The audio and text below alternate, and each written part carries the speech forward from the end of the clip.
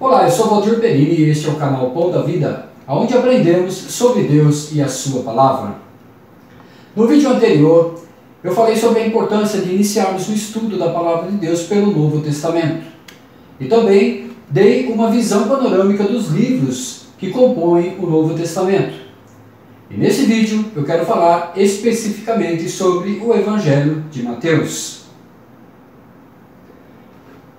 Mateus, também chamado Levi, ele trabalhava na coletoria, ele trabalhava coletando impostos. Quando Jesus passou por ele, o chamou e ele abandonou tudo e seguiu Jesus. O Evangelho de Mateus não foi o primeiro evangelho a ser escrito. Acreditamos que Marcos foi escrito primeiro e serviu como esboço para os evangelhos de Mateus e de Lucas. Mas Mateus, ele está inserido em nossa Bíblia como o primeiro livro do Novo Testamento. Mateus, ele abre as portas do Novo Testamento e ele faz a ponte, a ligação entre o Antigo Testamento e o Novo. É importante entendermos isso porque Mateus, ele tem uma preocupação especial em anunciar para seus irmãos, os judeus, sobre Jesus. Por isso, esta importância do Evangelho de Mateus está situado ali como o primeiro do Novo Testamento. Acompanhe comigo a leitura do profeta Malaquias, que é o último livro do Antigo Testamento, que encerra o Antigo Testamento com essas palavras. Vejam, eu enviarei a vocês o profeta Elias, antes do grande e temível dia do Senhor. Ele fará com que os corações dos pais se voltem para os seus filhos e os corações dos filhos para os seus pais. Do contrário, eu virei e castigarei a terra com maldição. O Antigo Testamento encerra com essa promessa, a promessa de que viria alguém para fazer a restauração, a libertação e trazer paz aos povos. Mateus, ele inicia o seu evangelho com a genealogia de Jesus. Isso é muito importante, porque, como dissemos, essa ponte, essa ligação do Antigo para o Novo Testamento é muito importante. Aqui ele diz, registro da genealogia de Jesus Cristo, filho de Davi, filho de Abraão. Abraão gerou Isaque, Isaque gerou Jacó, e Jacó gerou Judá e seus irmãos. Mateus inicia o livro com essas palavras. A abertura do Novo Testamento está dizendo exatamente aquilo que terminou no Antigo Testamento como uma promessa. E aqui encontra o cumprimento dessa promessa. Nessa genealogia, Mateus vai discorrendo a partir de Abraão até chegar em Jesus. Ele termina assim a sua genealogia. E Jacó gerou José, marido de Maria, da qual nasceu Jesus, que é chamado Cristo. Ok, é muito importante isso, porque todo judeu, ele conhece bem as Escrituras e estava acostumado a estudar os sinais sobre a vinda do Messias. E olha que interessante, Mateus tem a preocupação de logo no início aqui do seu evangelho citar dois nomes muito importantes para o povo de Israel, onde ele diz registro da genealogia de Jesus Cristo, filho de Davi e filho de Abraão.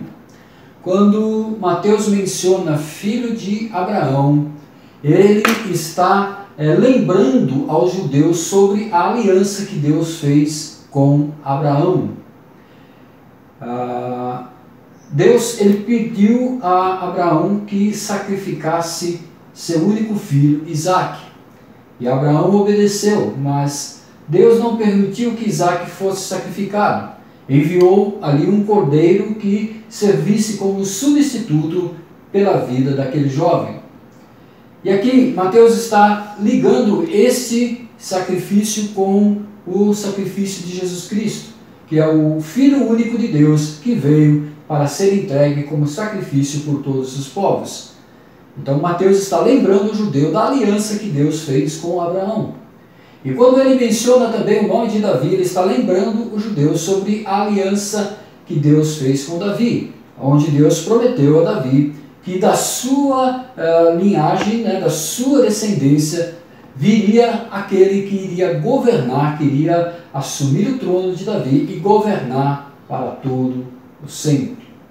Então isso é muito interessante, essa é a importância da abertura do Novo Testamento com essa genealogia, com essas palavras. Mateus, ele fazia questão de mostrar para o povo, principalmente ao povo judeu, que Jesus era o Messias, que Jesus era o enviado, o ungido de Deus para cumprir todas as promessas do Antigo Testamento. E também que Jesus era rei. Nós vemos isso muito claramente na história que nós encontramos ali no Evangelho de Mateus. Aliás, nós só encontramos no Evangelho de Mateus essa história, a história dos reis magos que vieram do Oriente para adorar o menino que nasceu, o rei de Israel. Isso é interessante, apesar de que a Bíblia não diz a quantidade, né, de reis que vieram para adorar a Jesus, mas a tradição aponta 3, devido talvez aos presentes que foram trazidos, né, ouro, incenso e mirra. Mas não sabemos se eram 2 ou 3, poderia ser menos, poderia ser mais. E também que eram magos, né? Talvez esse termo não tenha sido muito corretamente traduzido, mas mais provavelmente eles eram sábios que estudavam as estrelas. E eles vêm para adorar a Jesus. E os presentes que eles trazem também é interessante, porque tem um significado ali importante. O ouro que eles apresentam a Jesus como presente, ele liga Jesus, né, tem relação com a realeza de Jesus. O incenso tem a ver com a sua divindade. E a mirra também está ligado com a morte e o sacrifício de Jesus. Mateus, o Evangelho de Mateus, ele também contém o maior e talvez mais importante sermão de Jesus, que é o Sermão do Monte. Ele ocupa 3 capítulos inteiros, capítulos 5, 6 e 7 do Evangelho de Mateus.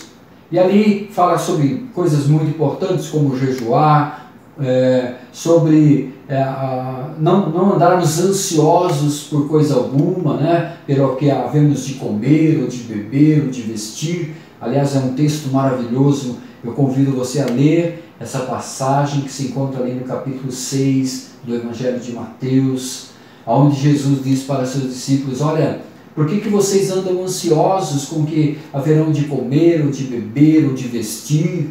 E aí Jesus cita, né, as aves dos céus, diz: olha, olhai para as aves dos céus, que não semeiam, não colhem, não ajuntam em celeiros, e mesmo assim vosso Pai Celestial as alimenta. Jesus também diz: olha, não andem ansiosos com o que vocês irão vestir. Olhem os lírios do campo, não tecem, não fiam, mas nem mesmo Salomão em toda a sua glória se vestiu como eles. Então Jesus está dizendo, né, nesse texto inserido ali no Sermão do Monte, que nós devemos buscar em primeiro lugar o reino de Deus e a sua justiça, e essas coisas que nos são necessárias, o Senhor nos proverá. Também é ali no Sermão do Monte que nós encontramos a oração do Pai Nosso, uma oração tão bonita que todos conhecemos. Com certeza você conhece e decora a oração do Pai Nosso e tantas outras coisas importantes para a nossa vida cristã.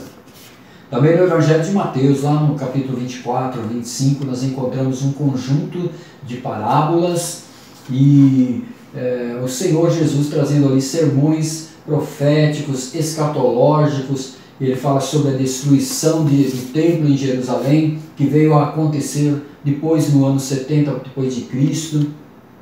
E fala também sobre a sua segunda vinda. São textos maravilhosos que precisamos ler, precisamos conhecer.